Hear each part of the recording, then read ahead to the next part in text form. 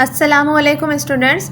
Exercise 2.2 chapter number 2 simultaneous equation and functions eight maths, उसका question number 1 का part ई हम solve करेंगे आज।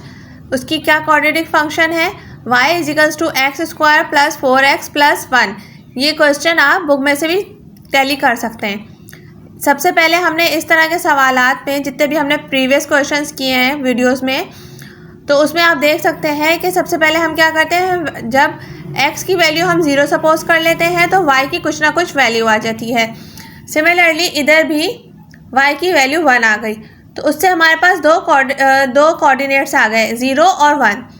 जब हमने फिर नेक्स्ट स्टेप क्या करना है, जब हमने f ऑफ x 0 सपोज किया, यानी कि y की जो वैल्यू है वो सपोज कर दी 0, तो जो क्वाड्रेटिक फंक्शन है उसमें जहाँ y है वहाँ पे हमने 0 रख दिया। ठीक है, यानी कि जो क्वाड्रेटिक फंक्शन है वो उसको किससे इक्वेट करा दिया, 0 से। फिर हमने यहाँ पे मिडल टर्म ब्रेक करके फैक्टराइज करके और हमें दो कोऑर्डिनेट्स मालूम करने होते हैं। लेकिन कुछ फंक्शंस, क्वाड्रेटिक फंक्शंस ऐसे होते हैं कि वो जो है वो मिडल टर्म ब्रेक करके सॉल्व नहीं हो रहे होते, तो फिर हमने उनके ऊपर क्या अप्लाई करना है, क्वाड्रेटिक फार्मूला। क्वाड्रेटिक फार्मूला हमें मालूम है क्या होता है, -b plus minus under root B square minus 4ac divided by 2a।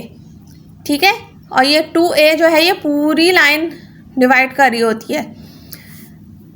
हमने अकॉर्डिंग टू क्वाड्रेटिक इक्वेशन हमने इधर से जो भी कांस्टेंट टर्म्स थी वो उसकी हमने वैल्यूज़ निकाल ली। ठीक है,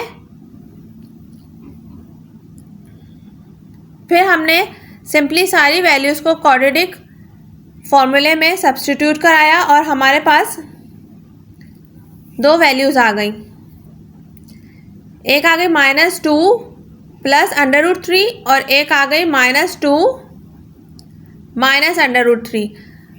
यहाँ तक हमारी वैल्यूज़ सही थी, लेकिन हमें इसका ग्राफ भी प्लॉट करना था। तो अब हमें ग्राफ किस तरह से प्लॉट करना है, तो उसमें हमें ये वैल्यूज़ रखते वक्त थोड़ी सी परेशानी होती। ठीक है, हमें ग्राफ प्लॉट करने के लिए आज तक हम सिंपली डिजिट्स लेकर आते रहे कि भाई 2 आ गया, 1 आ गया, 3 आ गया, रेंज आ गई 7 तक आ गई, कभी -7 तक, कभी 4 तक, इस तरह से आ गई।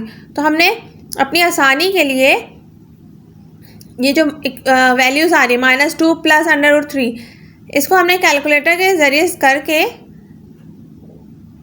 और हमने पॉइंट्स में वैल्यूज़ निकाल ली।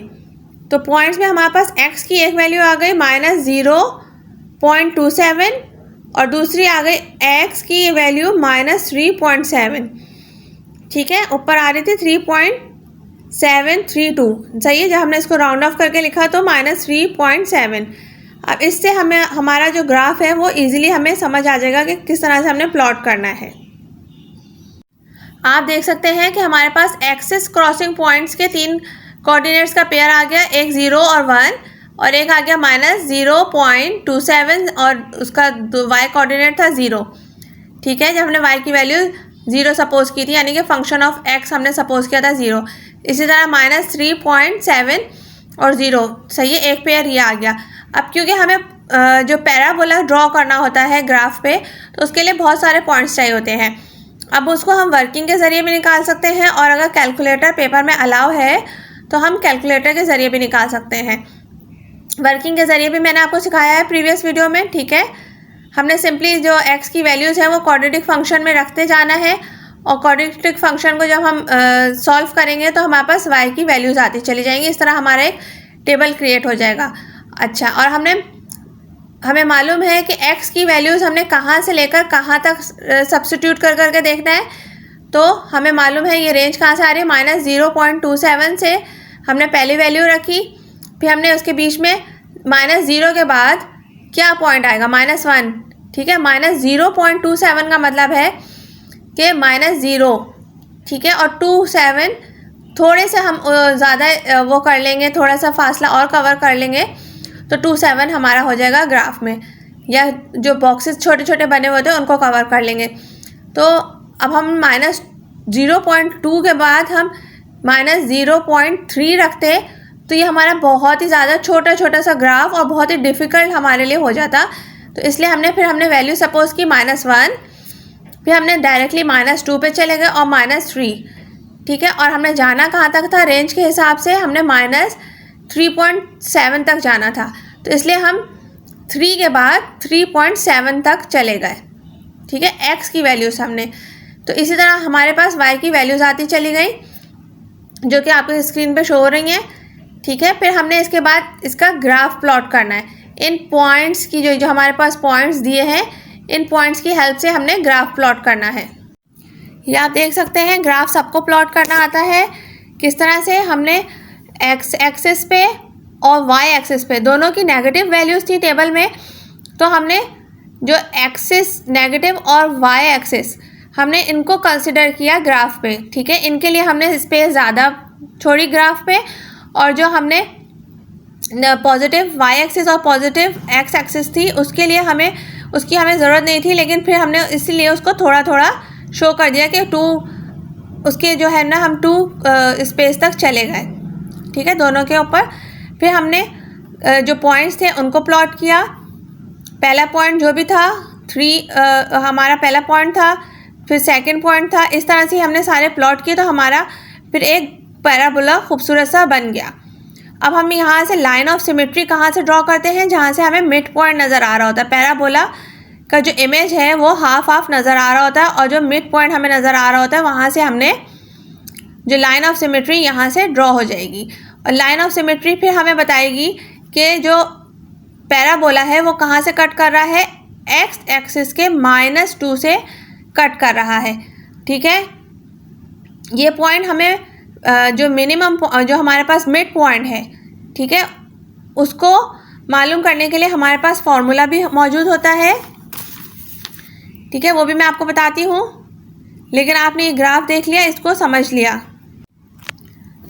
ठीक है। हमेशा की तरह हमने फिर हमने ये सेंटेंस लिख दिया, the line of symmetry cut the x axis at -2, ठीक है। हम ये भी लिख सकते थे कि मिड वे बिटवीन -2 -√3 एंड -2 +√3, ठीक है। ये जो 2 पॉइंट्स आ रहे थे हमारे, हम उनके बीच में से भी कट कर सकता है लाइन ऑफ सिमेट्री, ठीक है।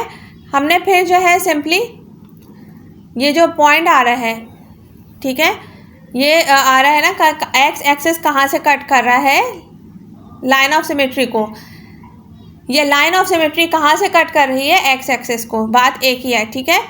फिर हमने एक्स की वैल्यू -2 सब्स्टिट्यूट कराई कहाँ पे, क्वाड्रेटिक फंक्शन में, तो हमारे पास जो मिड पॉइंट का y कोऑर्डिनेट है वो भी मालूम हो गया -3, ठीक है। ये हम ग्राफ के उससे भी देख सकते हैं कि एक्स एक्सिस कहाँ से आ रहा है, पैराबोला लाइन ऑफ सिमेट्री ये क्रॉस हो रही है, और y एक्सिस पे कहाँ पे हो रहा है, -3 पे। ये जो मिड पॉइंट आ रहा है, ये देख लें, ये इसके 2 कोऑर्डिनेट्स आ रहे हैं, एक आ रहा है -2 और एक आ रहा है -3,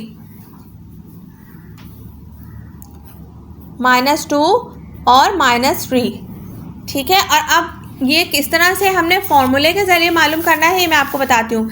इसका फॉर्मूला भी होता है एक, जिससे हमें मालूम हो जाता है कि पॉइंट जो है वो मैक्सिमम आ सकता है या मिनिमम आ सकता है।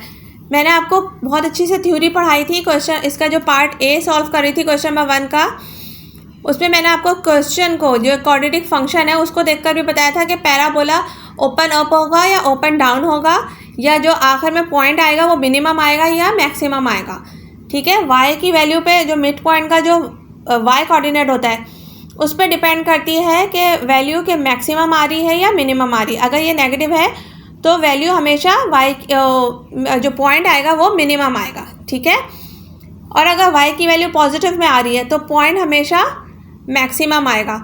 और आज मैं आपको एक और इम्पॉर्टेंट पॉइंट ये बता रही हूँ कि मैक्सिमम पॉइंट और मिनिमम पॉइंट मालूम करने के लिए ग्राफ अगर हमें ना भी ड्रॉ करना हो तो हम डायरेक्टली ये चीज़ लिखते हैं -b/2a, ठीक है।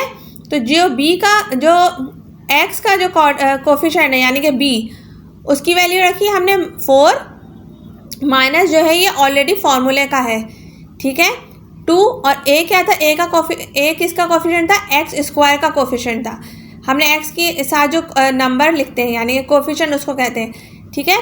तो ए की वैल्यू क्या थी 1, हमने इनको करा सब्स्टिट्यूट किया तो हमारे पास जो आ गया पॉइंट वो आ गया -2, यानी कि हमारे पास जो पॉइंट आ गया वो मिनिमम पॉइंट आ रहा है।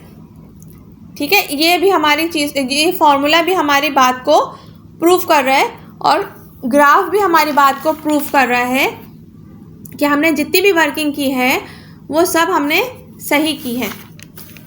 ठीक है, आई होप आपको मेरी जो एक्सप्लेनेशन है पूरी पार्ट ई की क्वेश्चन नंबर 1 का वो समझ आ गई होगी, और अगर नहीं समझ आई तो आप मुझे कमेंट बॉक्स में कमेंट करके पूछ सकते हैं, और अगर समझ आ गई है तो आप लाइक सब्सक्राइब कर सकते हैं मेरे चैनल को।